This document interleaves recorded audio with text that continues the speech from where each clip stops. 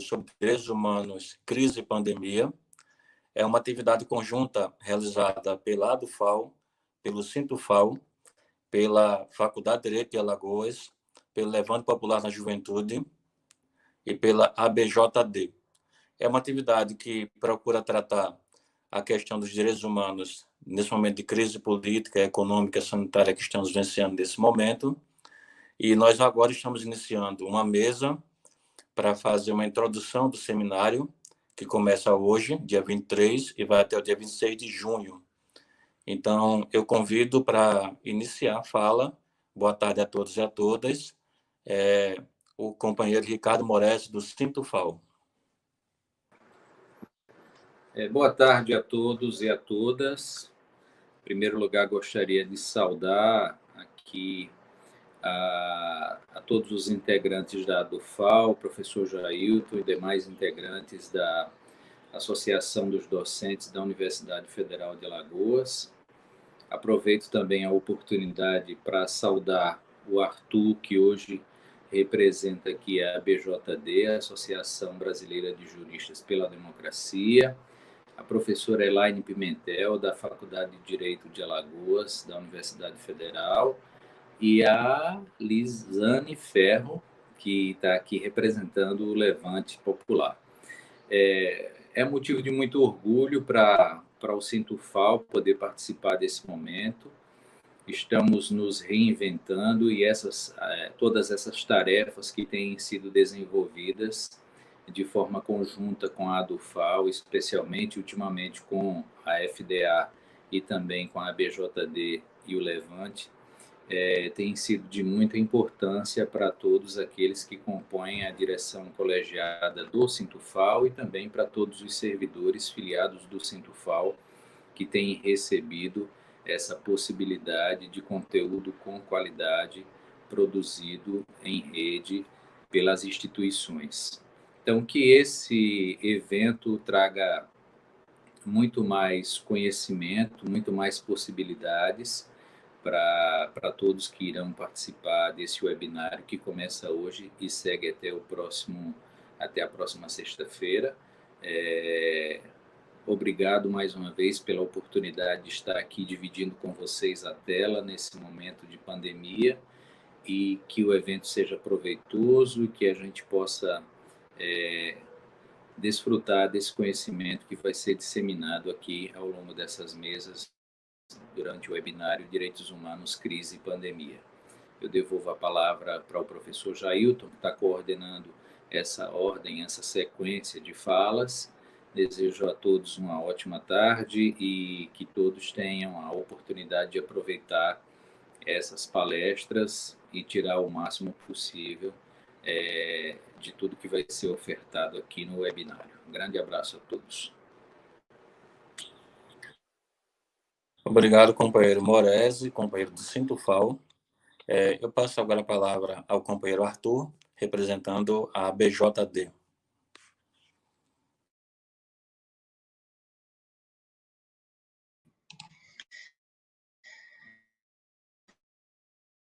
Boa tarde a todos e todas que estão aqui nos acompanhando.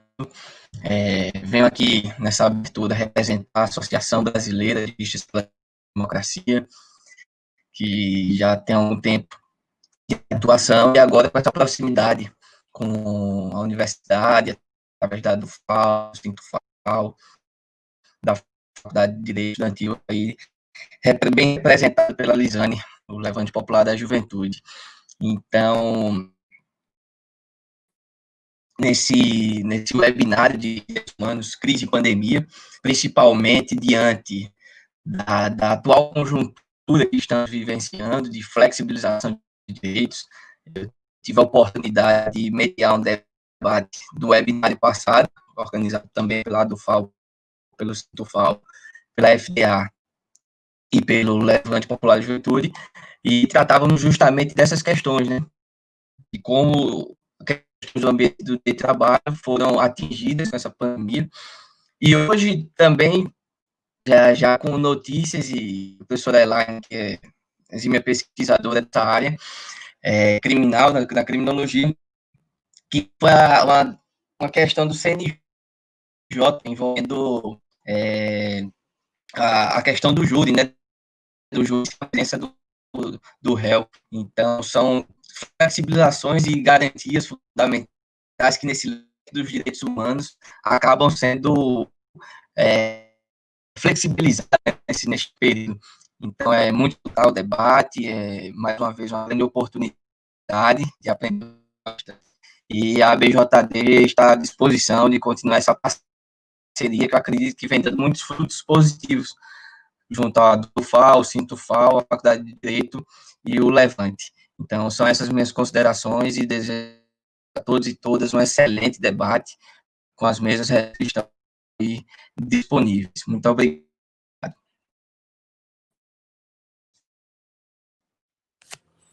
Obrigado, companheiro Arthur, representando a BJD. Eu passo agora para a companheira Lisane Ferro, representando o Levante Popular da Juventude. Vocês me escutam?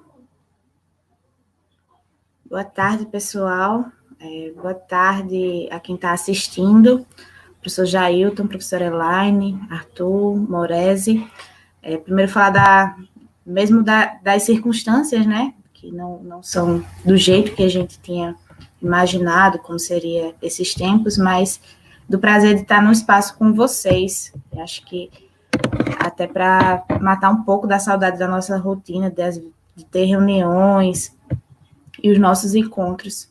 E saudar essa iniciativa do FAO, do Sintufal, da FDA, da BJD e do Levante, que são espaços importantes para que a gente consiga debater, conseguir se reencontrar e apontar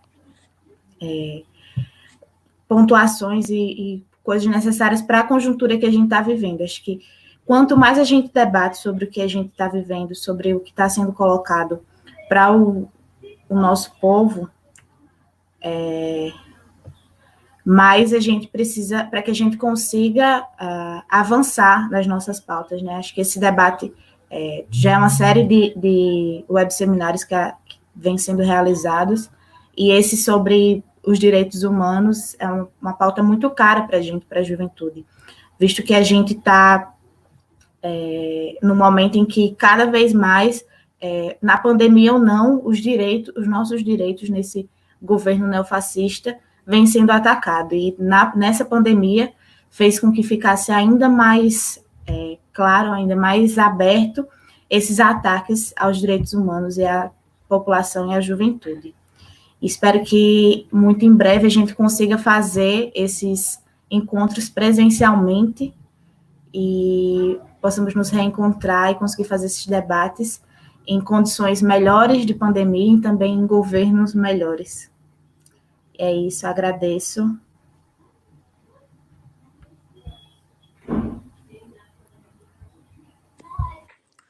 Obrigado, Lisane. Passo agora para a professora Elaine Pimentel, da Faculdade de Direito de Alagoas. Boa tarde a todas e a todos. Eu quero iniciar agradecendo o convite do FAO e do Sintufal, a FDA, Faculdade de Direito de Alagoas, para que se tornasse parceira nessa construção junto com a BJD. Então, é um prazer imenso representar a faculdade aqui, nesse evento que vai discutir diversos temas relacionados aos direitos humanos. Quero cumprimentar o professor Jailton, presidente da FAO, Morese, que aqui representa a Sintufal, o Arthur e a Lisane, e todos e todas que nos assistem e que certamente vão contribuir para que esse debate ao longo desses dias seja bastante interessante e nos leve, né, a caminho de reflexão sobre tudo o que está acontecendo ao nosso redor. O Arthur citou aqui o sistema de justiça criminal, que é especificamente meu campo de pesquisa e de atuação. Esse é um campo muito sensível nessa discussão ampla dos direitos humanos, não somente aqui no Brasil, mas em todo o mundo. Isso se impõe muito fortemente no chama carcerário, e a mesa que eu vou participar é justamente com esse tema, mas temos desafios no campo da saúde, no campo da educação, da moradia e de tantas outras esferas da vida humana, num contexto político, como Lisane falou, que não é um contexto fácil, diante da onda que nós temos de ataques à democracia, né, de fragilização das nossas instituições, que deveriam ser o porto seguro para a segurança jurídica e defesa dos direitos humanos, e nós temos várias concessões sendo feitas de modo que direitos humanos hoje estão em situação de fragilidade.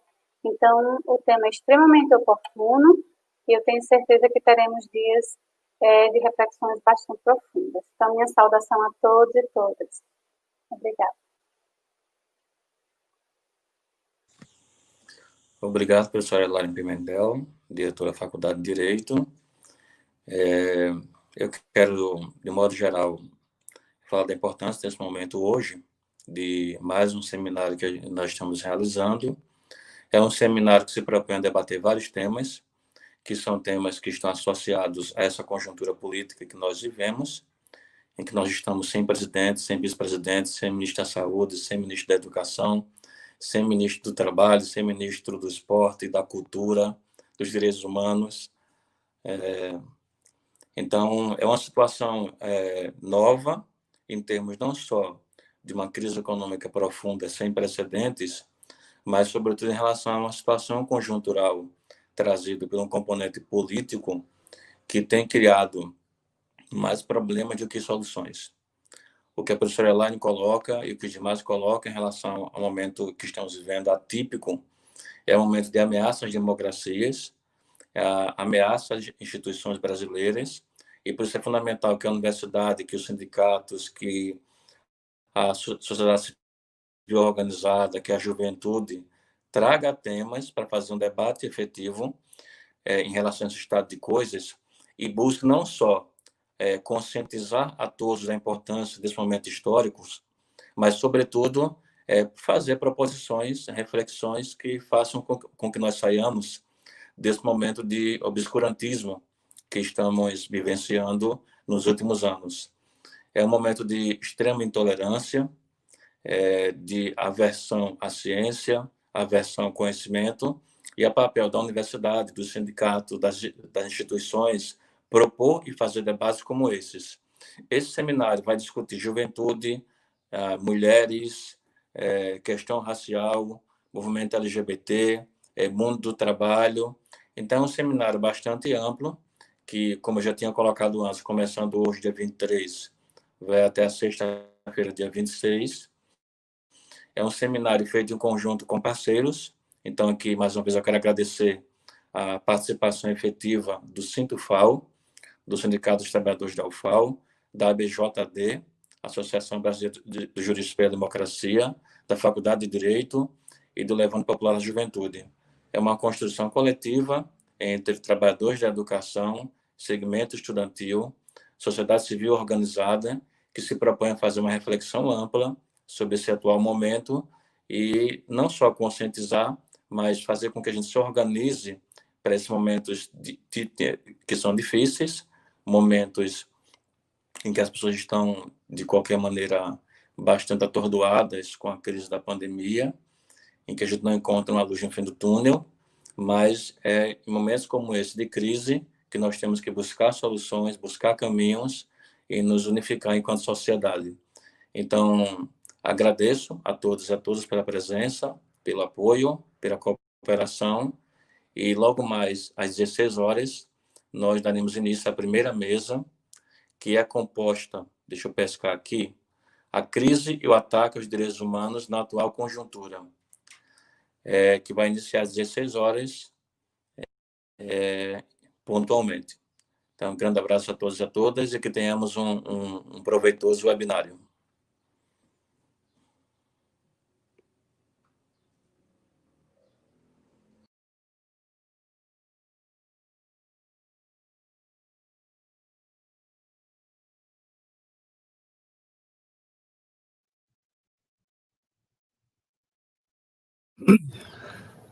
Boa tarde, professora Betânia. Boa tarde, professor. Francisco, seu microfone está desligado e a câmera também. Acho que ele saiu, né? Olá, olá, Betânia. Tô aqui, não tô aqui. Estava assistindo aqui, esperando. Também estava. Professor Giuseppe Tosi, boa tarde, novamente. Boa tarde, Tudo bem? Francisco. Oi, Betânia, desculpa. Boa tarde. Tá- Ainda Estava falta aqui vendo no celular. Uhum. Ainda faltam uns 15 minutos. Você que vai começar, né, Francisco? Certo. Eu vou fazer uma coisa mais introdutória, porque o grande mestre aqui é o professor Tosi, viu, que já trabalha na área de direitos humanos há muitos anos, é da Unicef, ligado a... Eu sou um aprendiz, né, que estou começando agora, né? Ele vai fazer um manifesto logo após a minha fala. Mas ele tem muitos artigos já escritos na área de direitos humanos e coordena na Paraíba o mestrado lá de direitos humanos, o núcleo, né? Ele é o cabeça. Né? Professor, me tirou uma dúvida, foi o primeiro do Brasil, não foi? Em direitos humanos? Então, o mestrado em direitos humanos, por incrível que pareça, foi criado no Brasil pela Fundação Ford, não foi pela CAPES. Sei. Então, a Fundação Ford, em 2004, acho, ou antes, lançou um edital e nós da Paraíba e a USP e a Federal de Belém ganhamos o edital. Então, foram os três mestrados que começaram. O USP, Belém e o UFPB. E o UFPB. Eu tinha uma lembrança de que tinha sido o primeiro. Foi um dos primeiros, né? Foram os primeiros. No começo, ele teve um caráter interdisciplinar. Depois, como estava abrigado na Faculdade de Direito, acabou sendo envolvido pela área do direito. Aí nós criamos outro na UFPB. São dois, né? Tem um que é do direito e tem um outro que é interdisciplinar, não é isso? Disciplinar do CCHA. E é sustentado pelo Núcleo de Cidadania e Direitos Humanos que fundei em 2007. O outro, parece-me que o coordenador era o Robin Rocha, né? É o Robin Rocha, depois o Robin Rocha foi vice-reitor, agora foi a professora Maria Luísa, depois o professor Orlando Sorto,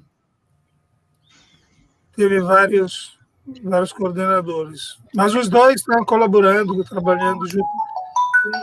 A área do direito conseguiu o doutorado, nós pleiteamos e não conseguimos. O direito é mais fácil, né? Os professores são juízes e tá mais fácil, né? Tem mais o direito tem todas as facilidades, né?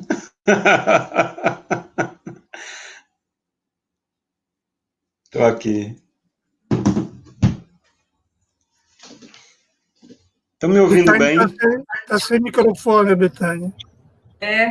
A gente já estava ouvindo o professor, batendo papo. E nem não falo. A gente estava aqui distraído. A gente estava distraído, batendo papo, e já tinha iniciado a mesa. Nossa, não é 16 horas, né? Mas se a gente pode iniciar, melhor, né? Já iniciou, já tem 18 minutos que está no ar. O pessoal estava ouvindo a nossa conversa, aqui o bate-papo. Então, pedi desculpa. Me foi passado que era só às 16. A gente estava esperando às 16. Aí estava batendo papo aqui, conversando, uma conversa muito agradável com o professor José. Muito bem. O professor Francisco, sobre o mestrado em Direitos Humanos da UFPB. Eu gostaria de apresentar os nossos convidados, né, que vão explanar sobre direitos humanos hoje, na data de hoje, o professor Francisco, que é da UFAL, professor também da UFAL, não é isso, Francisco? É doutor, exato, né? Muito bem. É também presidente do Conselho Estadual de Direitos Humanos, e gostaria também de apresentar o professor José Tosi, que é também doutor, né? E professor da UFPB. E vocês puderam acompanhar a nossa conversa antes, que a gente não estava... O professor leciona no curso de mestrado e doutorado, não, mestrado da UFPB, né, em Direitos Humanos, que é, como a gente estava conversando anteriormente, um dos primeiros cursos de mestrado em Direitos Humanos do Brasil. Ele só foram 3 os cursos que iniciaram mestrado em Direitos Humanos do Brasil, que é o da USP, no Pará e em João Pessoa, na Paraíba, através da Universidade Federal da Paraíba. E o professor José Pitosi é professor lá nesse mestrado em Direito. O Francisco vai iniciar, né, Francisco, expondo um pouco sobre um panorama mais geral dos direitos humanos e a crise que nós estamos vivendo hoje. E, em seguida, o professor José Pitosi irá complementar e também expor as suas ideias. Pode iniciar, Francisco. Ok, então, uma boa tarde a todos. Estão todos me ouvindo? Boa tarde, professor Giuseppe Tosi, italiano, mais brasileiro do que italiano agora, né? Já vive há muitos anos mais no Brasil. Mais que brasileiro, eu sou cidadão paraibano. Muito bem. Eu recebi o título pela Assembleia Legislativa, que me dá muito orgulho. Ah, muito bem. Boa tarde, Betânia. Boa tarde a todos que estão nos acompanhando aí, né, através da live no YouTube, né, o canal é do FAO TV, né. Eu irei fazer uma breve explanação, assim, de uma forma mais geral em relação à temática dos direitos humanos, né, e eu também dou aula no mestrado aqui. Nós temos um mestrado de filosofia que foi iniciado agora aqui na UFAO, mas não é na área de direitos humanos, né. Então, logo após a minha fala, o professor Giuseppe Tosi, né, ele irá fazer a sua fala, né. Apesar de ser engajado, né, na defesa dos direitos humanos, né, eu sempre interpretei os direitos humanos, assim, de uma forma muito crítica, né. Na minha tese de doutorado, eu fiz uma crítica a essa instrumentalização, né, feita pelos Estados Unidos, quando invadiu o Afeganistão, o Iraque, etc., né, para ter o domínio das fontes naturais, né, do país, né, do petróleo, afirmando que estava ali, né, para garantir a defesa dos direitos humanos e a democracia, né. Eu me lembro que, quando Napoleão também invadiu a África, né, ele também disse que estava lá para trazer os direitos humanos, né. O discurso de defesa dos direitos humanos, ele sempre foi instrumentalizado, né, por potências despóticas para defender os seus interesses, né. Os Estados Unidos invadiram o Iraque, né, dizendo que estavam indo lá para defender os direitos humanos e não para rapinar o petróleo, né, que da região, né, com suas multinacionais, né. A Damares, né, a ministra desse governo defensor aí dos direitos humanos, né, para não dizer o contrário, que é submisso aos interesses americanos, né, um vassalo, né, ela se retirou do Conselho da ONU, né, diante da Comissão da Venezuela, né, porque ela estava fazendo um protesto, né, contra as violações dos direitos humanos na Venezuela, né, imagine só, né, que é aliada da Rússia e da China, né, então tem um pouco de geopolítica aí nessa história, né. No momento, né, os Estados Unidos falam em defender os direitos humanos, né, e a democracia na China e em torno, né, Taiwan, unindo-se à Índia, né, para tentar impedir o desenvolvimento da Rota da Seda, né, e impedir a expansão comercial chinesa, né, e sua subida à primeira economia e potência mundial, né.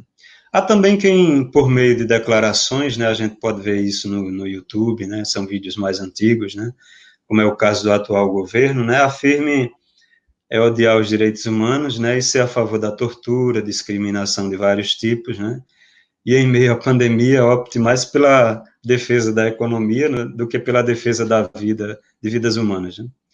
Então, essas pessoas, elas ou não entenderam o significado do que sejam os direitos humanos, né, ou prima pela defesa, né, de um necroestado, né, usando aí um conceito filosófico, né, que ceifa vidas humanas, né, como o tirânico deus Cronos, né, ceifava a vida dos seus filhos, né.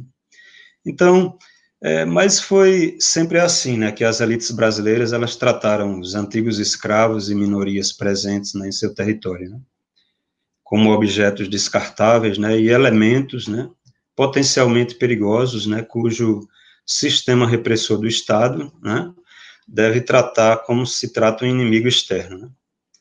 Daí o significado que tem a nossa polícia, né, assim, militarizada, né, em relação às outras polícias que a gente encontra por aí, né, em outros países, né. Pois bem, né, primeiramente, eu gostaria de fazer uma breve digressão, assim, en passant, né, sobre o conceito de direitos humanos, né, do que é que se trata os direitos humanos, né, do ponto de vista conceitual, né. Esses direitos, eles são direitos humanos, é a expressão, né, ligada, Betânia, do direito, né, ao direito internacional público, né, e são garantidos, né, através de declarações, tratados internacionais, né. Quando a proteção jurídica dos direitos, né, das pessoas provém da ordem interna, né, ou estatal, nós falamos de direitos fundamentais, né? Quando provém da ordem internacional, de direitos humanos, né? São, portanto, né, direitos protegidos, né, pela ordem internacional, né, contra as arbitrariedades que um Estado possa cometer às pessoas, né, sujeitas à sua jurisdição, né? Os titulares dos direitos humanos somos todos nós, né, todas as pessoas humanas, né, e eles garantem às pessoas, né, a reclamação desses direitos, né, para além do plano interno, né, em instâncias internacionais de proteção, né. Só após a Segunda Guerra Mundial, após 1945, com a criação, né, das organizações multilaterais, né, é que eles se tornaram um núcleo-chave, né, do direito internacional, né, contemporâneo, né, e a partir daí, né, todas as normas presentes em um determinado Estado também devem ser interpretadas, né, de acordo com essas normas, né.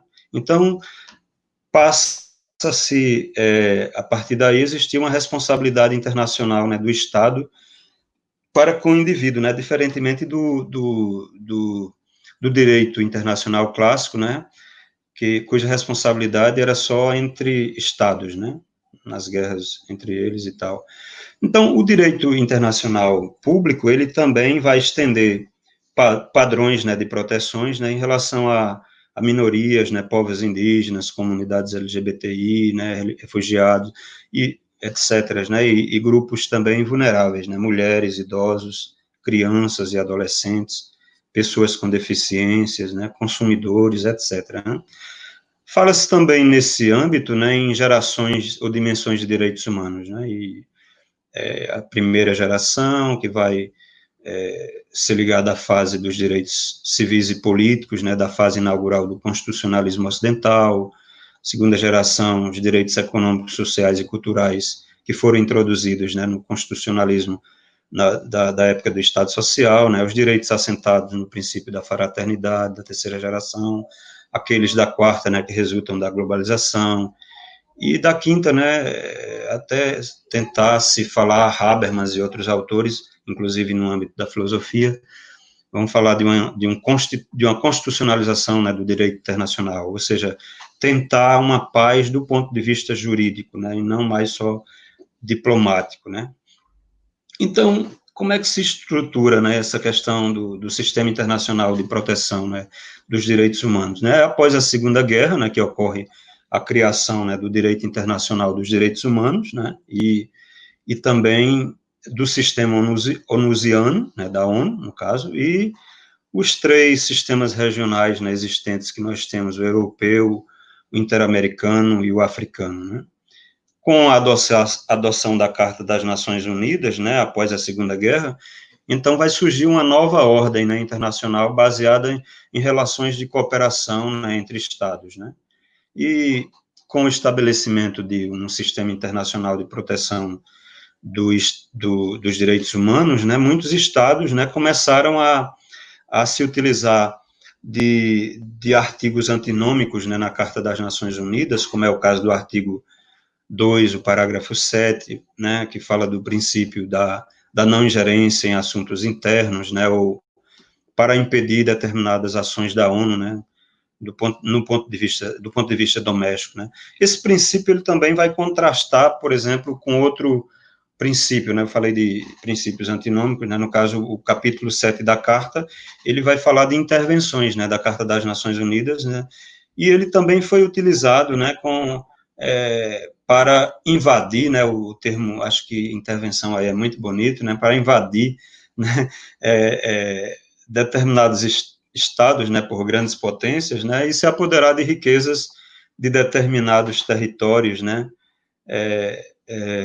aliado a elites nacionais, né, com a bandeira dos direitos humanos, né. Então, eu fiz toda uma crítica na tese, na época, foi lá juntamente com, na UFPB, né, o professor Tosi era do Departamento de Filosofia, foi, não lembro há quantos anos atrás, 2010, acho que defendia doutorado e tal.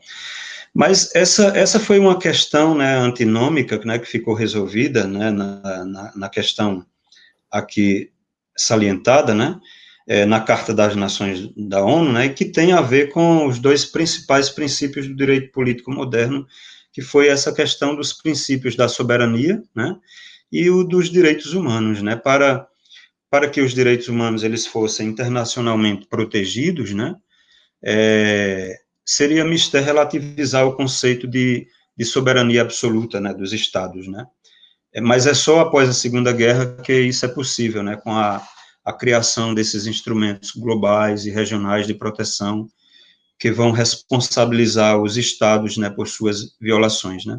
Do ponto de vista teórico, a discussão aqui não é da nossa área específica, né, professor Tosi?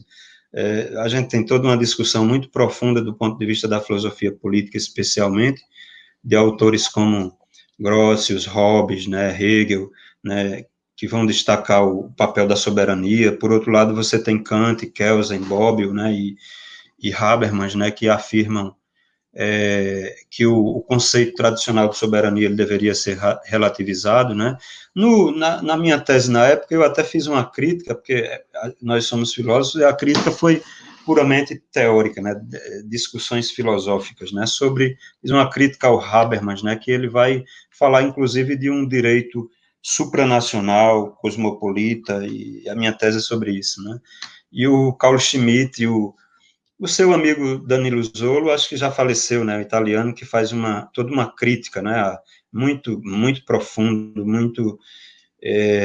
uma crítica também a esses universalistas, né, Habermas e outros, né, e para eles, né, no caso Danilo Zolo e Carl Schmitt, eles diziam que, em nome da defesa da democracia e dos direitos humanos, as grandes potências, né, que foram vencedoras da Segunda Guerra Mundial, eles impuseram, né, os seus interesses em nome da humanidade, explorando, né, e degradando diferentes formas de vidas e culturas, né, que passam a ser subjugadas, né. Então, na época foi muito crítica, assim, a minha, mas, independentemente dessas questões teóricas, né, a Declaração Universal dos Direitos Humanos, que é estabelecida em 1948, ela vai servir como um código, né, de conduta mundial, né, que visa estabelecer, né, um padrão mínimo, né, para a proteção dos direitos humanos em um âmbito global, né. Após a declaração, muitos desses estados passaram a relativizar,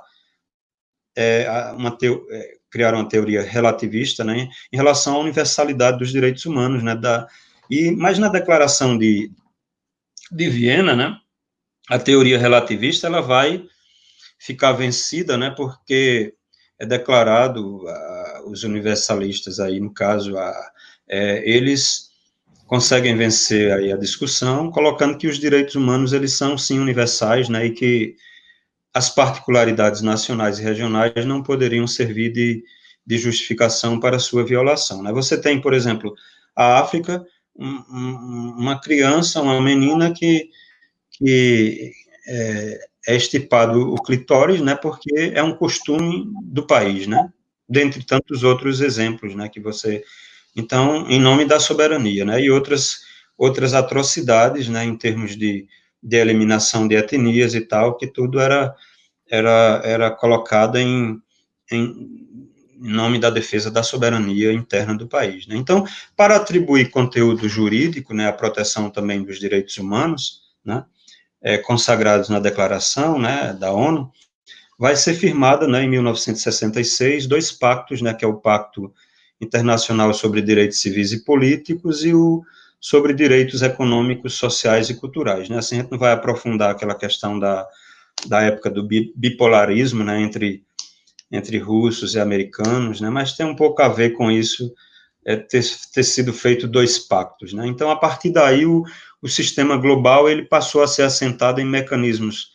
tanto convencionais, né, comitês de direitos humanos, e não convencionais, né, grupos de trabalho, relatores temáticos, né, para investigarem as situações, né, dos direitos humanos em diversos países. O Brasil, ele vai receber várias visitas, né, dos relatores temáticos para verificar a situação dos direitos humanos no país, né, por várias vezes foi notificado, né, mas não, muitas vezes, na maioria das vezes, não tomou medidas satisfatórias, né. No caso do nosso sistema interamericano, né, nós temos a Comissão e a Corte Interamericana, né, que são estabelecidos após a Convenção Americana de Direitos Humanos, que foi assinada em 1969, né, e as violações ocorridas no nosso território e não resolvidas pela justiça doméstica, né, elas podem ser, a partir daí, levadas a esses órgãos, né, de proteção. O caso, por exemplo, da Lei Maria da Penha foi isso, né, por mais de 15 anos, ela ficou paraplégica, né, foi torturada lá pelo marido, violência doméstica e tal, e não se fazia nada no âmbito interno, né, teve que ir para a comissão e depois a corte, né, e para o governo tomar uma providência, né.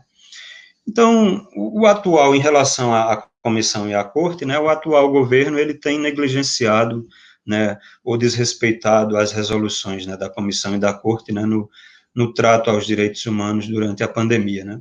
Acredito que é um interesse maior, né, uma consonância muito grande aí do governo Trump e Bolsonaro para enfraquecer esse sistema multilateral, né. O direito internacional, ele também criou um tribunal penal internacional, né, a partir do Estatuto de Roma, né, de 1998, né, para responsabilizar penalmente criminosos, né, que assumiam funções administrativas estatais, né. A gente tem a lembrança, né, do Holocausto nazista, né, que despertou a necessidade de a criação de um tribunal permanente, né, com capacidade de julgar indivíduos, né, e não mais só estados, né, que vão cometer crimes contra a humanidade. E Israel e os Estados Unidos, eles jamais ratificaram, né, o Estatuto de Roma, e depois dos ataques de 11 de setembro, né, aquelas invasões todas lá no mundo árabe, toda aquela coisa, né, eles notificaram a ONU, né, de que não tomariam parte, né, do Estatuto, né. Por um lado, né, os tribunais ad hoc, né, que eram os tribunais temporários, né, tanto de Tóquio, Iugoslávia e Ruanda, né, eles, criados anteriormente, né, ao TPI, né, eles eram subsidiários, né, do Conselho de Segurança, e qualquer país membro efetivo, né, do Conselho de Segurança, ele poderia derrubar as medidas, né, que a Assembleia da ONU tomava, né, principalmente os membros efetivos, né, do Conselho de Segurança. Você tem Estados Unidos, a China, tal. Então, depois, por outro lado, a Carta da ONU, ela tem um problema sério, né, ela estabelece que jamais o Conselho de Segurança, ele podia citar, né, criar, né, tribunais para julgar e punir crimes cometidos, né, por indivíduos dos Estados-membros, né, com assento permanente, né. Então, daí a importância da criação de um tribunal, de uma Corte Penal Internacional permanente, universal, imparcial, né.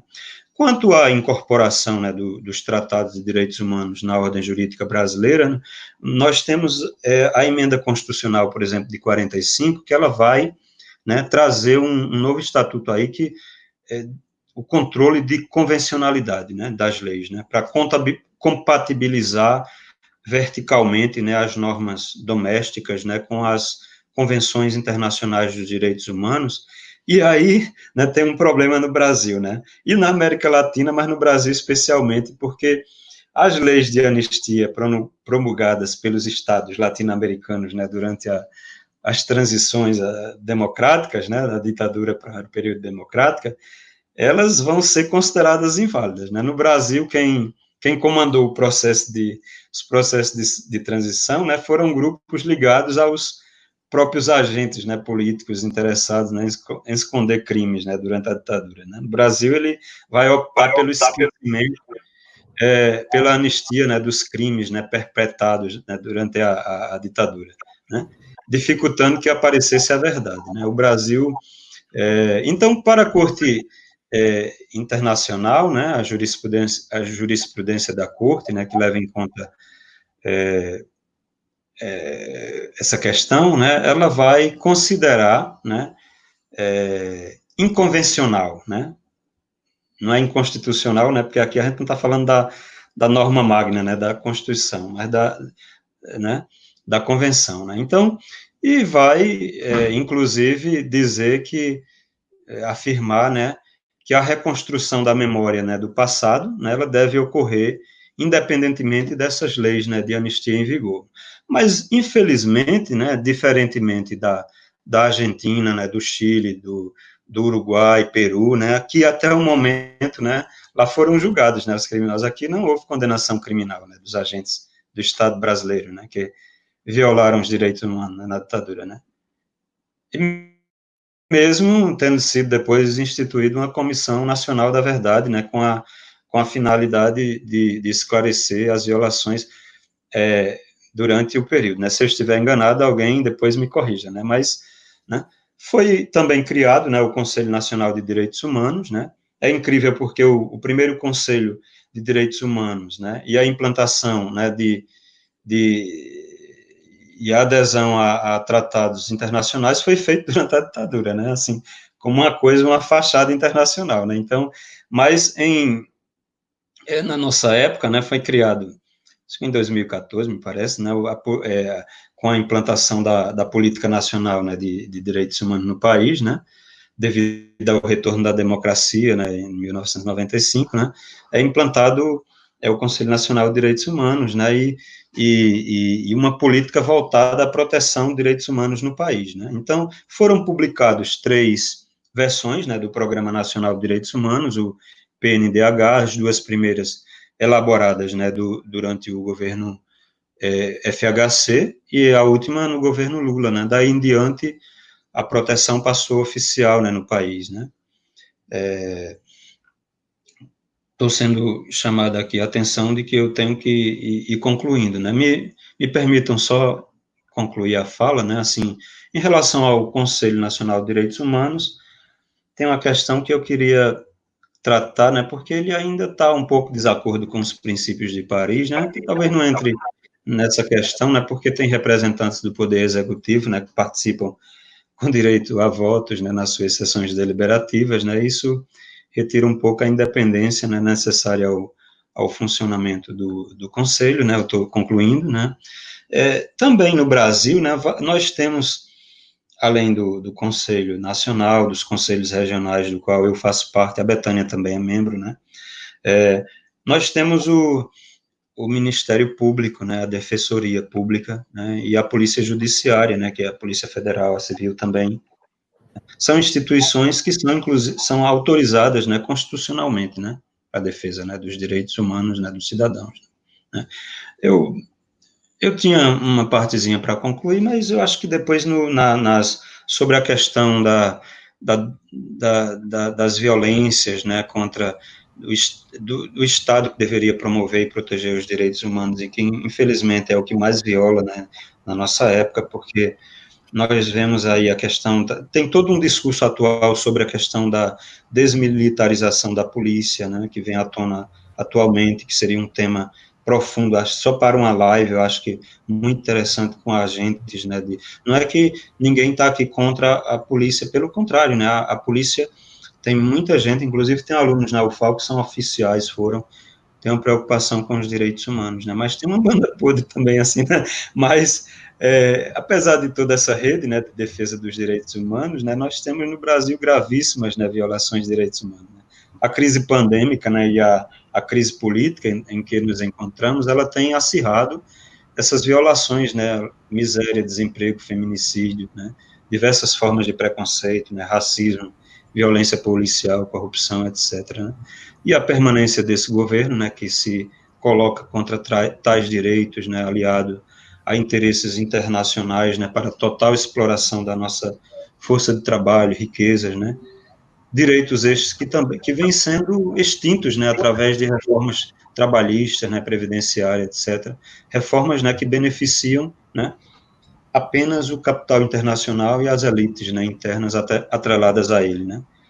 Então, nós temos uma esquerda também acanhada, né, uma luta entre elites aí, né, que a gente vê, né, e o aparato militar, durante as manifestações, né, de um grupo fascista aí, né, não foram reprimidas, né, enquanto quando uma outra parte que estava reivindicando democracia, né, nós vimos o caso daquele segurança nos Estados Unidos, né, negro, que foi morto, né, pela polícia. No Brasil, esse primeiro semestre já conta desde a década de 90 como a época que mais se mata, né, as polícias do Rio de Janeiro, São Paulo, né, e todo dia a gente vê nos noticiários, né, jovens negros, pardos, né, pessoas que são, né, violentadas, né, ou mortas, né, assim, é uma coisa terrível, né, e mesmo com a ascensão, né, assim, da China, a possibilidade de queda de Trump e Bolsonaro, né, e o possível desenvolvimento de uma ordem mundial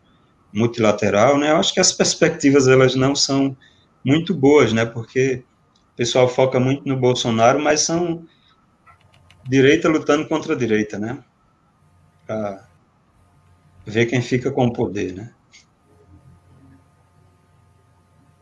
Ok. Obrigado, professor Francisco. Nós vamos passar a palavra agora para o professor José Tosi. Professor, em setembro de 2018, o senhor fazia um alerta, né? O senhor dizia assim: nestas eleições, votem quem quiserem, menos nos que prometem acabar com os direitos humanos. Quem assim agir estará votando contra os seus próprios direitos. A democracia não pode ser tolerante com os intolerantes. E aí, professor? Se configurou? Então, Betânia, infelizmente sim, né? Infelizmente, todas as perspectivas mais sombrias se realizaram e nós estamos vivendo um período muito difícil de ameaça, como diz o título dessa mesa, a crise e os ataques aos direitos humanos. O professor Francisco já fez uma ampla exposição sobre os direitos humanos e eu vou me limitar a trabalhar mais especificamente o texto, né, nos tempos que nós temos, e espero estar na altura do desafio, porque também não sei muito usar esses instrumentos eletrônicos. Agradeço o convite, pena que não posso estar fisicamente para poder encontrar amigos de longa data que moram aqui na Alagoas e ver a belíssima cidade de Maceió. Parabenizo ao FAO pela iniciativa, que é muito pertinente e necessária nesse momento, em que nós estamos vivendo 3 crises gravíssimas, que se acumulam uma com a outra. A crise sanitária, a crise econômica e a crise política. Talvez a crise política é a pior de todas, porque acentua os problemas, em lugar de resolver os problemas, cria mais problema, e acentuando, então, a crise sanitária e econômica que o Brasil está vivendo, né? Talvez o único país do mundo que não tem um governo que está governando a crise. Está fugindo da crise, está negando a existência do vírus, não está...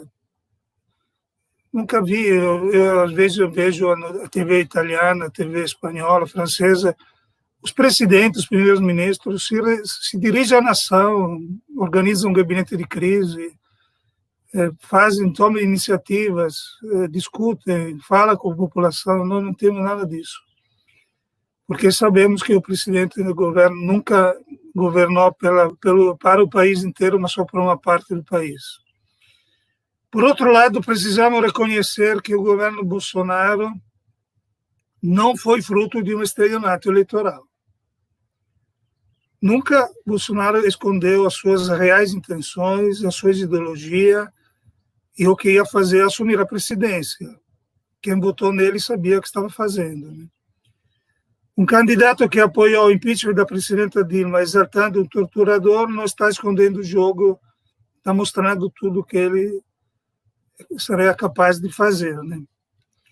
Bolsonaro sempre declarou a sua aversão, ojeriza, contrariedade aos direitos humanos, manifestou a sua simpatia pelas ditaduras e as suas convicções antidemocráticas, nunca as escondeu. A pergunta é como foi possível que um país complexo, grande, complexo e complicado e como o Brasil, uma pessoa como o Bolsonaro chegasse ao máximo cargo político do país. As explicações são muitas, entre outras, evidentemente, houve uma falha bastante grave no processo de transição democrática, da justiça de transição brasileira, assim como ela foi efetivada. Todos os 4 pilares da justiça de transição tiveram falhas, mais ou menos graves. A justiça, porque, como diz o professor Francisco, o Supremo declarou legítima a lei de autoanistia que os militares se deram. A memória, a reparação, a reforma das instituições, sobretudo, faltou uma reforma profunda das instituições militares e das instituições de segurança pública. O que impediu as falhas nesses 4 pilares da reconstrução da justiça de transição impediram o objetivo final de toda justiça de transição, que é uma tentativa de uma reconciliação nacional em nome da democracia e dos seus valores. Mas essa reconciliação é absolutamente impossível se o Brasil, se a nação não tem uma memória compartilhada sobre a ditadura e a democracia. E nós não temos, efetivamente, ainda uma memória histórica compartilhada amplamente, como, por exemplo, aconteceu na Alemanha depois de Hitler, na Itália depois do fascismo. As próprias Forças Armadas continuam com a mesma justificativa da ditadura e Bolsonaro vai mais longe, vai além, afirmando, simplesmente negando que houve ditadura no Brasil. Então é muito difícil pensar uma reconciliação nacional quando não se tem um mínimo de uma memória compartilhada histórica, de uma história relativamente recente. Por isso, como a professora Betânia citou, que eu disse em 2018, não podemos esperar nada de bom desse governo em relação à política dos direitos humanos. O professor Francisco já evidenciou alguns aspectos.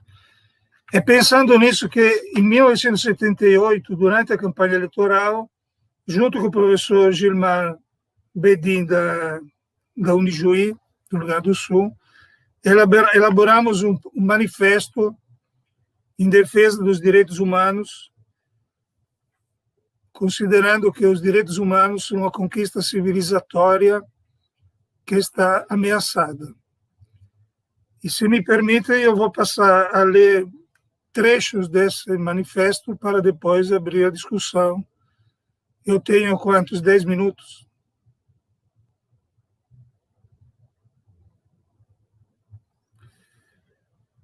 Bom, o manifesto começa com essa questão. Será que os direitos humanos só defendem os bandidos?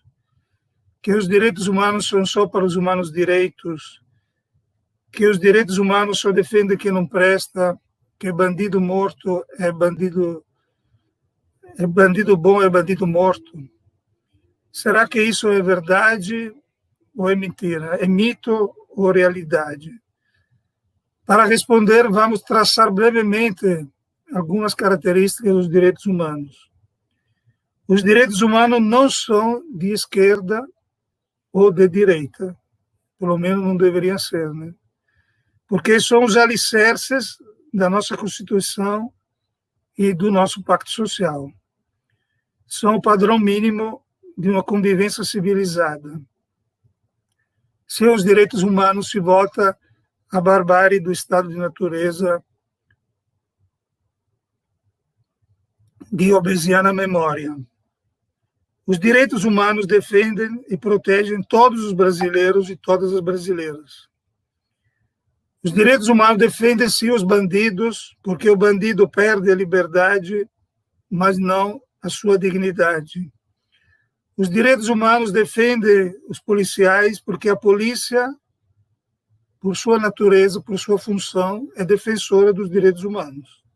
Defende a vida, a liberdade, a propriedade, deveria defender, né? O direito de vir e ir de todos os cidadãos. É absurdo colocar a polícia contra os direitos humanos. Direito à segurança é um direito fundamental e a polícia, como a sociedade, é responsável por esse direito. Os direitos humanos defendem melhores condições de vida e de trabalho dos policiais. Defendem a vida dos policiais. Se o policial não consegue garantir a sua própria vida, inevitavelmente não poderá proteger a sociedade. Os direitos humanos defendem os direitos de todos os trabalhadores a um trabalho digno e decente. Os direitos humanos defendem os direitos das mulheres, à vida, ao trabalho, à saúde, à educação, a um tratamento igual no trabalho, na família e na sociedade. São contra essa violência estúpida e brutal contra as mulheres, os feminicídios, a violência doméstica, o assédio sexual, todas as formas de violência e discriminação contra as mulheres que continuam vingando em pleno século XXI. Os direitos humanos defendem os direitos da população LGBT a viver livremente a própria sexualidade e orientação sexual. Os direitos humanos defendem a liberdade de religião dentro de um Estado laico. Por isso, no fanatismo e o obscurantismo religioso. Os direitos humanos defendem o ensino público universal e gratuito como uma das principais ferramentas de ascensão social. Os direitos humanos defendem os programas de renda mínima e as ações afirmativas como instrumento de equalização das oportunidades para todos os cidadãos brasileiros, sobretudo na nossa sociedade tão desigual. Direitos humanos defendem a liberdade de cátedra, de ensino dos professores dentro dos limites da lei. Os direitos humanos defendem a família nas suas diversas e diferentes maneiras de ser. Não cabe ao Estado interferir na família, senão, em caso de extrema gravidade, cabe ao Estado apoiar financeiramente e economicamente. A família defende a igualdade. Defende que todo cidadão deve ter as mesmas condições básicas de vida, de moradia, de alimentação, de educação, de saúde, para que possa competir e participar em pé de igualdade no mercado de trabalho. Os direitos humanos só prosperam em um ambiente democrático. Não há democracia sem direitos humanos e não há direitos humanos sem democracia. Essa é a lição do Norberto Bobbio, que é um autor de referência que eu trabalho, né?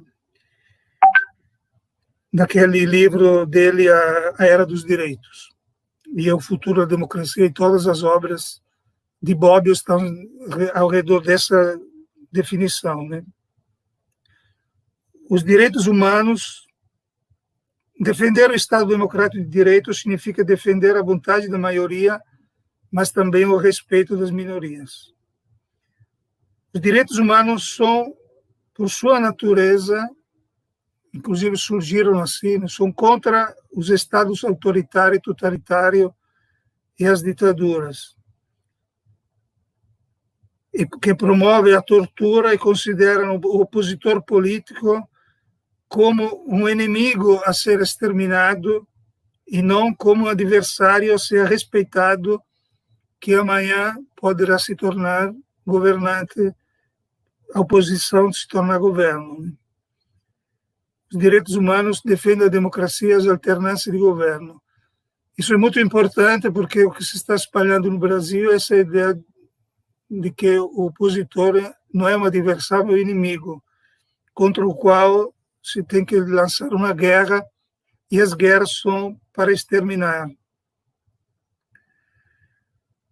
Os direitos humanos, nessa perspectiva, os direitos humanos são contra a militarização de todos os setores do governo, desse governo que pretende assim militarizar a sociedade. Uma militarização do governo que pretende militarizar a sociedade. As Forças Armadas e as polícias têm suas atribuições claramente determinadas pela Constituição e não podem exercer um papel político. O papel político partidário das Forças Armadas é tendencialmente zero. E me parece que não existe nenhum país democrático no mundo hoje que tem dos 2.500, 3.000 militares em todos os setores, em todas as áreas de governo, inclusive agora na saúde pública. Direitos humanos defendem o respeito do Estado brasileiro para o direito internacional dos direitos humanos, de que o professor Francesco já falou. Os direitos humanos defendem o meio ambiente, a proteção aos recursos naturais, uma produção ecologicamente sustentável, contra as ameaças à sobrevivência da espécie humana e animal na Terra. Concluindo, os direitos humanos são fruto de um longo processo histórico de lutas, revoluções, guerras, conflitos, que convenceram a humanidade, ou uma parte dela, a adotá-los como padrões civilizatórios. Eles reúnem o que há de melhor na história da humanidade, pelo menos do Ocidente, né?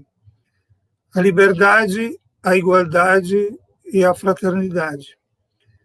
A liberdade civil e política é a herança do liberalismo político, que é uma diferença entre liberalismo político e liberalismo econômico, como diz o Bob. Né? O liberalismo político é deixada pelas revoluções burguesas contra o absolutismo monárquico e o sistema econômico feudal. A igualdade social e econômica é a herança das revoluções socialistas contra a exploração capitalista. E a fraternidade é a herança do cristianismo social, que ensina que todo ser humano é criado à imagem e semelhança de Deus e que todos, inclusive nos mais desprezíveis, há uma centelha divina que lhe confere uma dignidade própria. Nesse sentido, a tese que eu defendo há muito tempo é que os direitos humanos são uma secularização do cristianismo, uma tradução em termos laicos e racionalistas dos princípios teológicos do cristianismo e de outras religiões do mundo. Os direitos humanos não são facultativos, porque fazem parte das obrigações éticas, jurídicas e políticas que todo brasileiro deve respeitar. Percebe, então, quem chegou até aqui, porque é absurdo afirmar que os direitos humanos só defendem bandidos, que direitos humanos só valem para os humanos direitos. Os direitos humanos protegem todos os cidadãos brasileiros nos seus direitos básicos e fundamentais, que são universais, são para todos ou para ninguém. E concluindo mesmo, vou dizer que esses princípios deveriam ser óbvios para todos, ensinados desde pequenos, pela família, pela escola, pelos partidos, pelos meios de comunicação. No entanto, no Brasil há uma campanha permanente de difamação, descrédito, desinformação contra os direitos humanos, que tem consequências.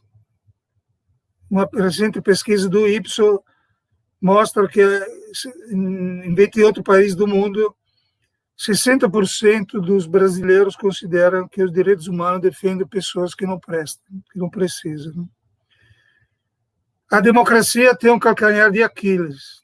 Pode ser derrubada por meios democráticos, pela maioria dos votos, como aconteceu com Hitler na Alemanha e Mussolini na Itália.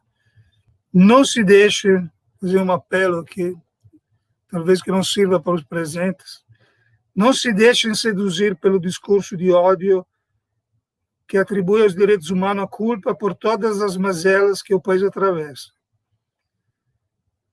Não se deixe seduzir pelo direito, pela política de que os direitos humanos são o bode expiatório de todos os problemas do Brasil. Acorde. Não deixe que esta onda de violência obscureça a sua mente, confunda o seu raciocínio e enche de ódio o seu coração. O Brasil precisa de paz, de bom senso e não de radicalização e de violência. Direitos humanos ou barbárie é como concluo esse manifesto de apoio aos direitos, de apologia dos direitos humanos. Obrigado. Brilhante, professor, brilhante, muito obrigada. A gente vai abrir para as perguntas, a gente já tem algumas perguntas aí. A Ana Maria Queijeiro Lopes pergunta: como conciliar direitos humanos, legislação com um governo sui generis que não reconhece o próximo fora de seu clã e impõe crise política sanitária, educacional, econômica e diplomática? A gente responde logo ou vai juntando? Tem mais uma pergunta, né, da Ítala, Karina. Eu queria que você colocasse aqui. A Ítala Teixeira. Isso. Como resistir aos ataques dos direitos humanos na atual conjuntura do Brasil? Por enquanto, a gente tem essas duas perguntas e aí depois, na sequência, se mais pessoas perguntarem, a gente volta. Então, seriam essas duas perguntas. Posso começar? O professor Francisco quer começar? Não, pode ficar à vontade, professor Tosi. Depois eu... Bom, eu parto da segunda pergunta. Como resistir? Eu tenho um certo otimismo, né? Como resistir aos ataques dos direitos humanos na atual conjuntura? Porque, apesar do que eu falei sobre a transição para a democracia, é preciso reconhecer também que houve todo um esforço de centenas e milhares de instituições, tanto do governo como da sociedade civil, e de milhões de pessoas para a consolidação dos direitos humanos e da democracia.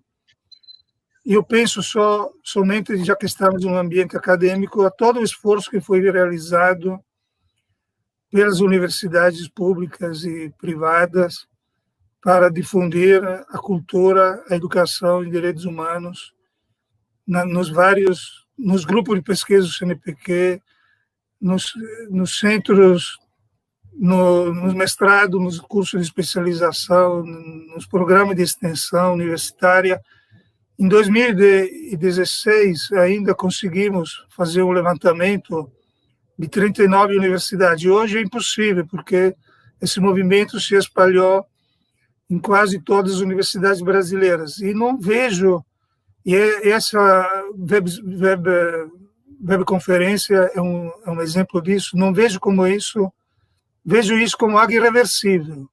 Não é possível que uma canetada do presidente Bolsonaro ou de um pronunciamento da ministra dos Direitos Humanos vai poder acabar com todo esse trabalho coletivo, tanto da sociedade civil como dos governos anteriores, dos direitos humanos. E precisa reconhecer, inclusive, que houve uma continuidade muito grande entre o governo Fernando Henrique e o governo Lula e Dilma, como evidenciou o professor Francisco. Os planos, o PNDH 1, 2 e 3, tivemos figuras de alto nível na Secretaria de Direitos Humanos, como Paulo Sérgio Pinheiro, José Gregori, Mário Miranda, Paulo Vanucci, Maria do Rosário, que deram continuidade a esse trabalho que eu acho, de certa maneira, irreversível, apesar de que, é claro, por exemplo, nós hoje faz anos que perdemos as parcerias com o governo federal. Não é possível, não só não é possível colaborar, mas precisamos nos defender, nos articular para combater essas políticas que tentam destruir os direitos humanos. Mas eu acho que nós vamos resistir e vencer nessa batalha, que é uma batalha de civilização.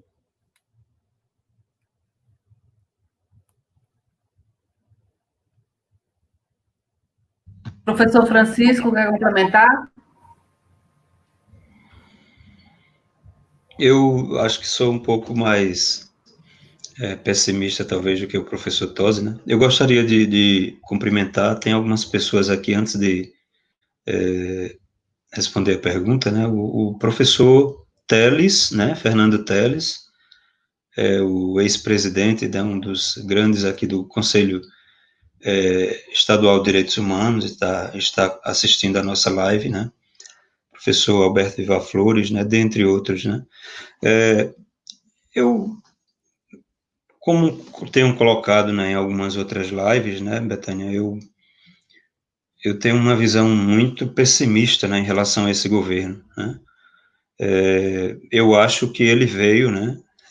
Acho que, usando as mesmas palavras que o Chomsky usa nos Estados Unidos em relação ao Trump e o grupo, né, dele, eu acho que é uma gangue, né? Deve ter uma articulação internacional entre eles e Trump, né, em relação à tentativa de destruir, né, determinadas instituições, né, que beneficiam a democracia e os direitos humanos no mundo, né. A gente não pense, né, que as coisas acontecem no Brasil, né, de uma forma isolada, né. É sempre uma articulação, né, a nível internacional, e os interesses internacionais estão sempre presentes aqui, né. Então, os Estados Unidos, né, eles estão tendo um prejuízo terrível, né, com essa pandemia, né. Por outro lado, a grande rival, a China, né, ela está se saindo bem, né, usando de um soft power, né, nas relações internacionais, né, em relação ao hard power, né, que os Estados Unidos estão usando, né, inclusive confiscou até equipamentos, né, máscaras de outros países, inclusive de aliados, né, e a ideia de cooperação, né, que o Habermas tanto fala, né, por exemplo, o Giuseppe Tosi é italiano, né, tem toda aquela preocupação da Europa, né, com a cooperação, né, com uma articulação entre estados, né, para se tornar um grande global player, né, a nível internacional, como os Estados Unidos, a China e outros, né. E o que foi que a gente viu durante essa pandemia, né? O egoísmo, assim, dos estados, os estados se fechando, né, cada um com seus interesses próprios, né. Em relação aqui a nós, a América Latina, né, você tem a Venezuela, né, Cuba, países aliados mais à Rússia, à China, né, o Irã, né, e os Estados Unidos querendo controlar isso aqui, que sempre foi o quintal, né, deles, né. E aí vem políticas, né, terríveis, né, em relação a nós, né, retirando direitos e tal, né. Eu não acredito que o governo Bolsonaro ele seja tão diferente, por exemplo, dos governos anteriores, nessa coisa, nessa implantação, né, de políticas neoliberais aqui no nosso país, né. O único problema, que eu concordo plenamente com o professor Tosi, né, e outras pessoas que já falaram por aqui, né, nas redes sociais, né, é que o Bolsonaro, ele vem de forma descarada, isso já é conhecido de todo mundo, né, dizendo que é contrário aos direitos humanos, né, aos direitos de minorias, né, o preconceito, né, as políticas para detonar, né, com os trabalhadores, né. Então, eu não vejo, assim, nenhuma perspectiva, vamos conciliar, vamos tentar fazer uma aliança nacional para melhorar, para ver se ele muda de... Eu acho que a única... rezemos, né, a isso, sendo bem católico, né, que a oposição a ele, né, que também é da direita, né, consiga destituí-lo, né. Acho que é a única forma de a gente sair, né, desse período de pandemia, né. Veja, terrível, né, a gente já passa mais de 1 milhão, né, de pessoas contaminadas, né, mais de 50 mil mortos, né, e Bolsonaro só está preocupado com os interesses dele, né, de se manter na presidência, não está nem aí preocupado com a população, né. É pena que, tanto aqui como nos Estados Unidos, né, os meios de comunicação, né, sempre serviram para manipular a população, né, e a população, infelizmente, não é instruída a tal ponto, né, de tomar medidas, né, que possam abalar um governo como esse, né, porque a população ou é bucha de canhão, né, ou, né, ela é sempre manipulada, né. No Brasil, a coisa é pior do que em qualquer outro local, né? Porque além da miséria, né, você tem a falta de instrução do povo, né, que colabora com isso, né? Muito bem. A gente tem uma pergunta, a Karina, pronto, a Karina colocou aqui. O que falta aos direitos humanos? Né? Eu acho que tem uma outra pergunta antes também, Karina. Deixa eu ver aqui. É o Dilson, do Dilson Pereira. É porque ele fez em duas partes, porque só é 200 caracteres, né? Aí que ele faz isso. Boa tarde. A estratégia de reduzir a importância dos direitos humanos parece ser orquestrada no plano plural de países. Seria essa uma estratégia para a imposição de um capitalismo sem rivais, entendendo os rivais como parte dos brinques? Então, essas duas perguntas que a gente tem agora. Professor? Talvez o professor Francisco poderia responder melhor, eu não sou muito especialista das relações internacionais. O que eu posso dizer é o seguinte, nós estamos vendo a nível mundial 3 fenômenos políticos. Uma crise do liberalismo político e uma ascensão do liberalismo econômico, que são, na minha opinião, 2 coisas diferentes. Essa é a lição do Bob. O liberalismo político tem compromisso com as garantias dos direitos individuais, com as liberdades políticas. O liberalismo econômico tem compromisso com a liberdade de mercado e convive, pode conviver, como o nosso ministro da Economia conviveu por anos com o governo Pinochet, e convive agora com o governo autoritário como o Bolsonaro. Porque os dois, apesar da palavra liberalismo, são bastante diferentes. Então, há uma crise do liberalismo político, das regras do jogo democrático, do Estado de Direito, do tipo representativo liberal. Há um avanço do liberalismo econômico, que não tem compromisso com as liberdades, e um crescimento do populismo autoritário, que, evidentemente, Bolsonaro é um governo populista de extrema-direita autoritário. Aí a questão que se coloca para o Brasil e para o mundo, no caso nosso para o Brasil, que é o problema que colocado pelo professor Francisco, nós estamos com o governo Bolsonaro diante de uma alternativa de governo, que seria normal nas democracias, ou estamos diante de uma mudança de regime político, em que o nosso regime político não seria mais uma democracia, ainda não é uma ditadura, talvez seja uma democracia sob tutela militar, que estavam encaminhando para isso, né? Então, isso significa que, efetivamente, nós não estamos mais num Estado democrático de direito.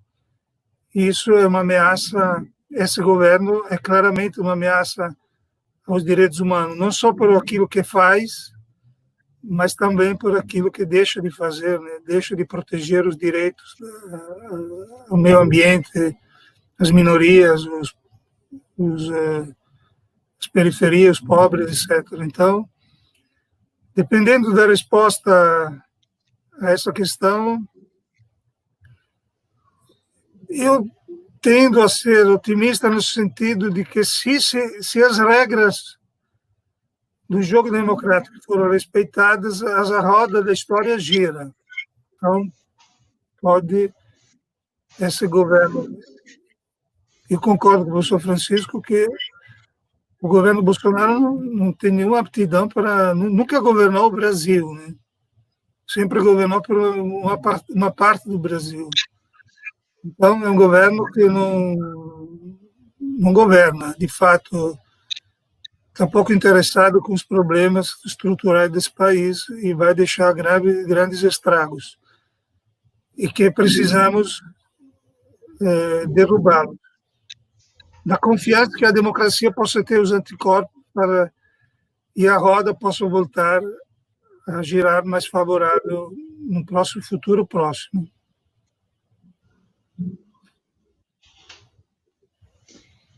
Ok.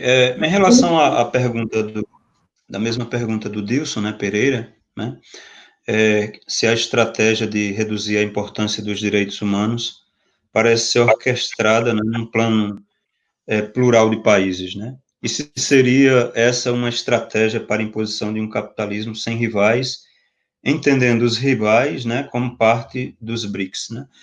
Eu acho que o discurso, aquilo que tanto o professor Tosi como eu, né, nós somos filósofos, né, eu fiz um bacharelado em Direito por mera, não sei, né, não serviu muito, mas, assim, serve de qualquer forma para compreender algumas coisas.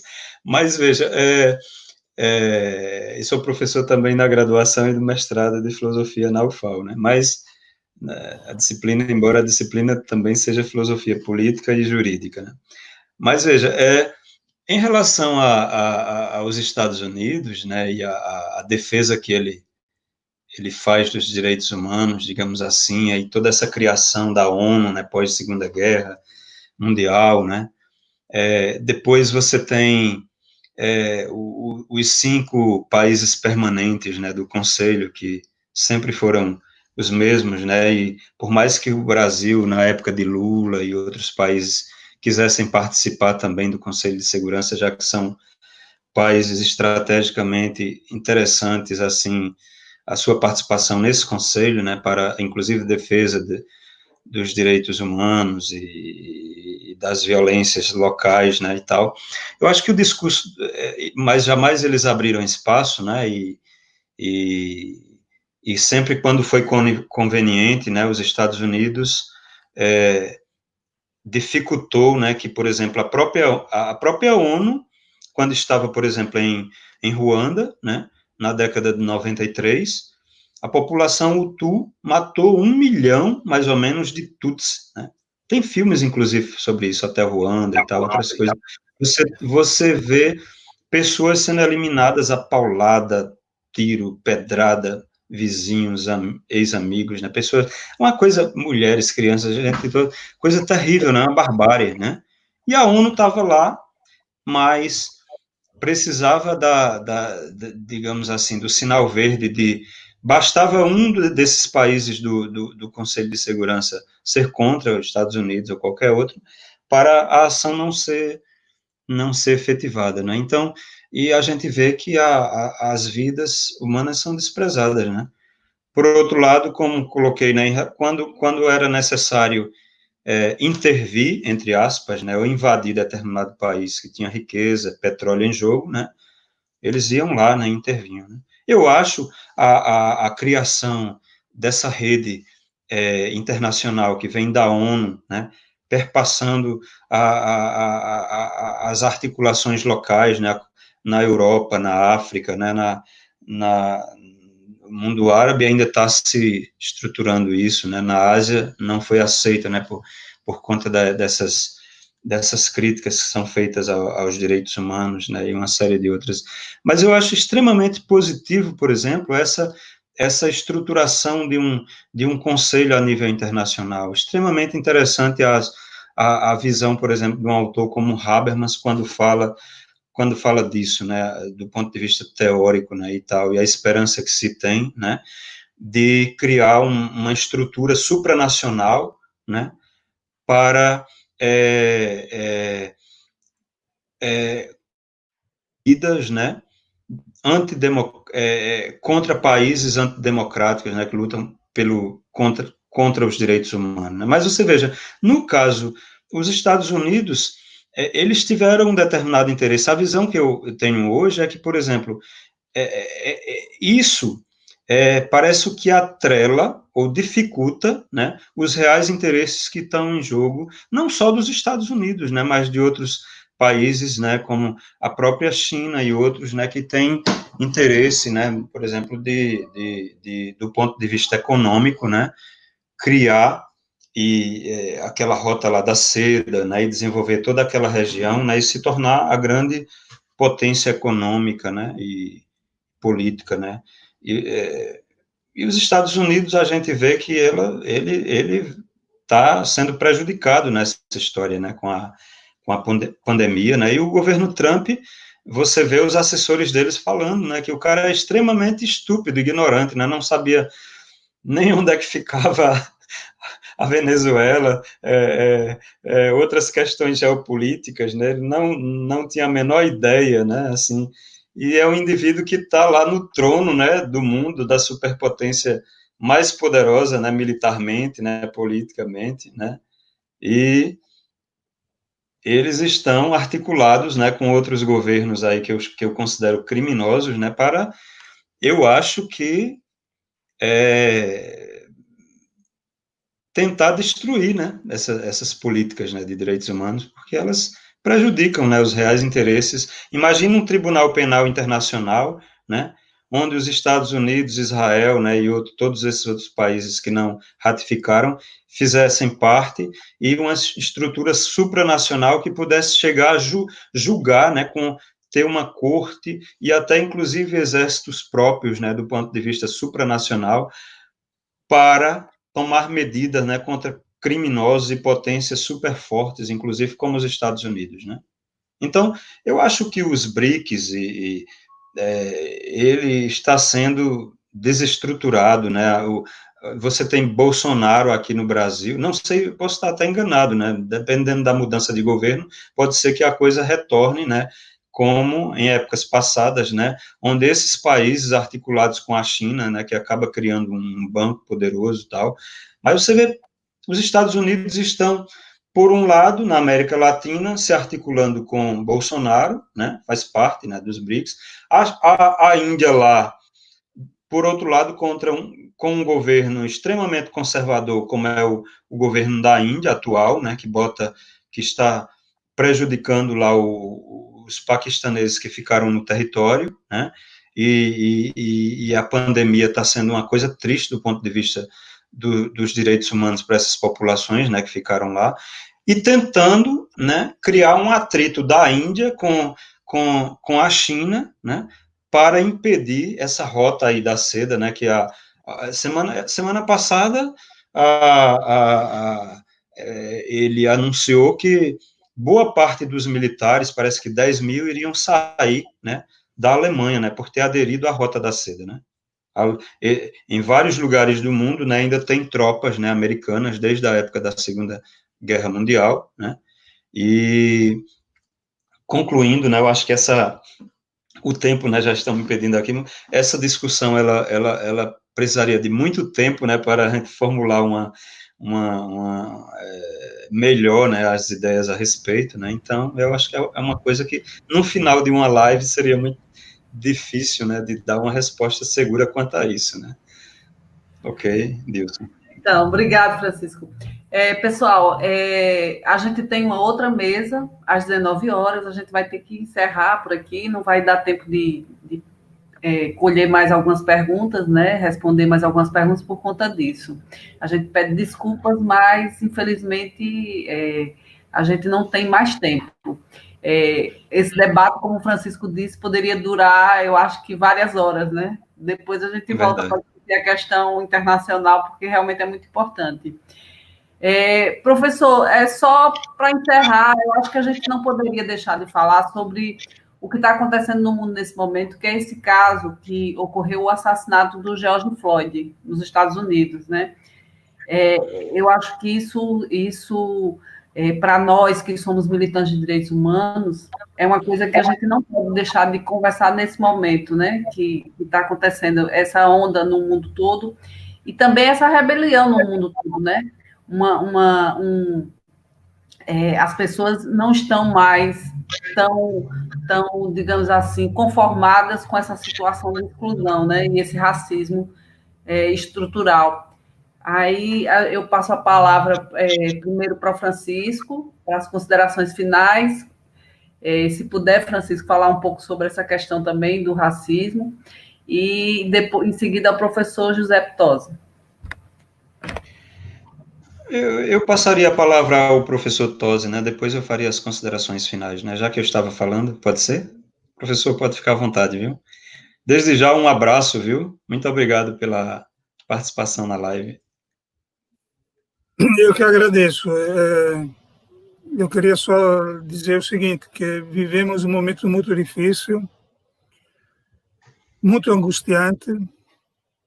Eu já voltei a fazer tratamento psicológico para dormir de noite, né? Nós estamos totalmente muito angustiados, porque a gente, sobretudo nós que vivemos, faz 40 anos que eu moro no Brasil, nós chegamos na transição à ditadura, a gente não imaginava que fosse possível uma degradação tão grande da democracia brasileira em tão pouco tempo, de maneira tão rápida, tão brutal como está acontecendo. Então, há uma real preocupação sobre os rumos da democracia brasileira.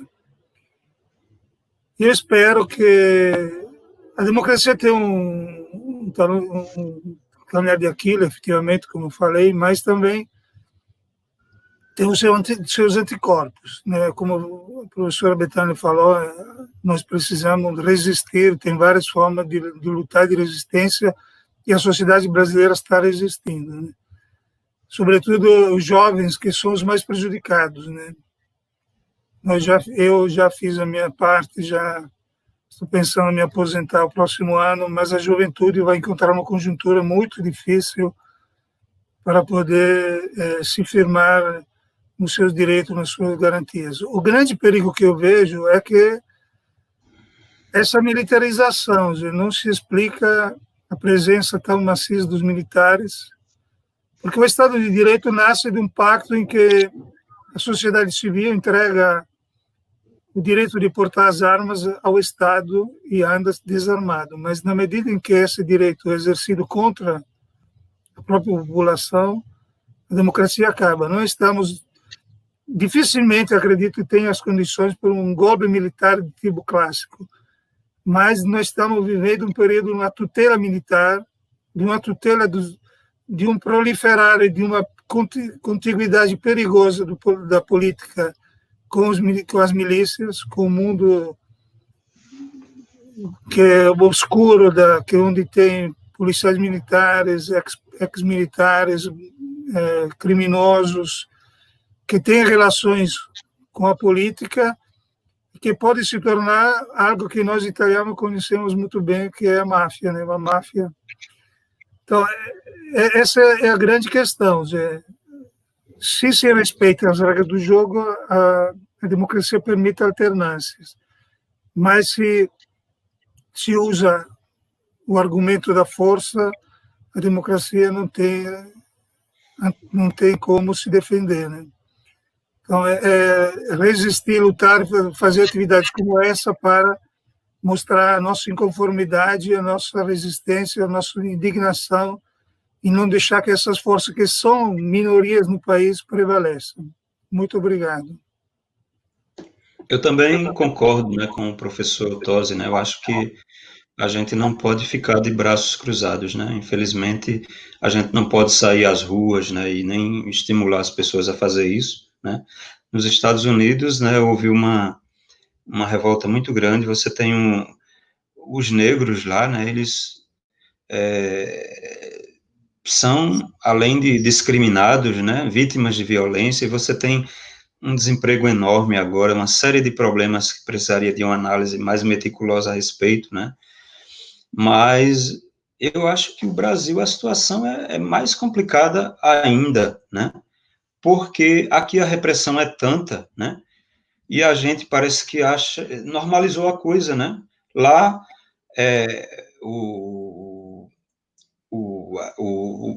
eu esqueci o nome, o Floyd, né? Acho que aquele Floyd. Justamente, George Floyd. Ele foi morto e a população conseguiu se revoltar depois de uma série já de problemas que já acontecem nos Estados Unidos, né? E as ruas e tal. Aqui no Brasil, o problema eu acho que é muito mais complicado, né? A gente, depois daquilo, eu vi tanta violência policial, né, nos jornais, né? Policiais no Rio e em São Paulo fazendo a mesma coisa com o joelho, né? teve um caso de um rapaz agora, ele desmaiou 3 vezes, né, e eles batiam, punham o joelho em cima do peito do rapaz, né, faziam uma série de coisas, de agressões e tal, né. Então, aqui é mais complicado ainda, porque você conseguir a adesão das massas para fazer qualquer tipo de intelectuais e de gente dentro das forças militares, né, que poderiam mudar alguma coisa, né, como nos Estados Unidos você tem essa consciência de alguns militares, né, pelo fato de um dos militares lá estar em determinado momento lá do lado do Trump, né, depois eles vai na televisão e pede desculpa à população, né, porque não era esse o papel dele, né, ele não está servindo a um governo, né, mas ao Estado, né.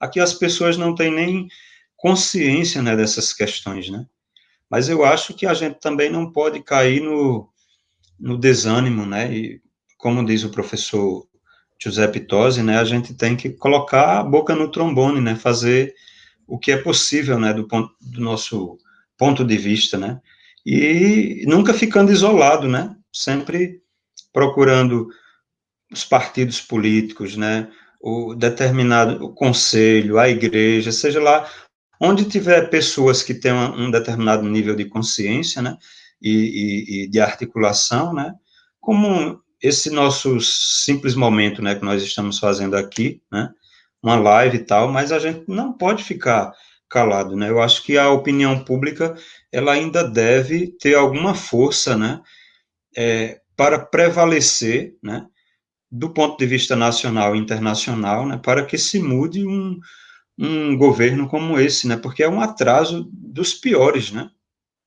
e eu também tenho essa preocupação, acho, do professor Tosi, né, eu vejo com grande preocupação toda essa coisa, né, de tentar trazer militares, paramilitares, né, forças, né, para se articularem, né, em torno desse governo, né.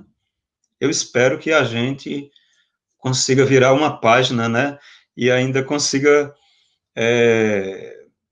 próximo ano, quem sabe, talvez, nos próximos anos, né, ainda estar falando de democracia e de defesa dos direitos humanos, né, do nosso país, né. Obrigado, professor Francisco. Veja, eu vou dizer o seguinte, o que o Belchior dizia, você não sente nem vê, mas eu não posso deixar de dizer, meu amigo, que uma nova mudança em breve vai acontecer, e que há algum tempo era jovem novo, hoje é antigo, e precisamos todos rejuvenescer. Então, eu tenho esperança, assim, no futuro. Eu acho que nós vamos vencer essa etapa, né? A história da humanidade está aí para dizer que a gente avança. Mesmo com toda a desgraça, com todos os problemas, a gente vai avançar, eu tenho certeza disso. Eu queria lembrar ao pessoal que mais tarde, às 19 horas, nós vamos ter a segunda mesa redonda, que é Direitos Humanos e a Violência contra a Juventude, né, às 19 horas. Queria também agradecer, em nome do Levante Popular da Juventude, da Faculdade de Direito de Alagoas, da BJD, da ADUFAL e do CIPUFAL, a todos vocês que assistiram a nossa live. Gostaria também de agradecer ao professor Giuseppe Tosi e ao professor Francisco pelas palavras de muito conhecimento, né? E agradecer, enfim, a todo mundo que assistiu a nossa live e lembrar que às 19 horas a gente vai estar com um debate sobre direitos humanos e violência contra a juventude. Obrigada a todos e até a próxima. Um abraço a todos, né? Até a próxima. Muito obrigado, uma boa noite e bom prosseguimento do seminário.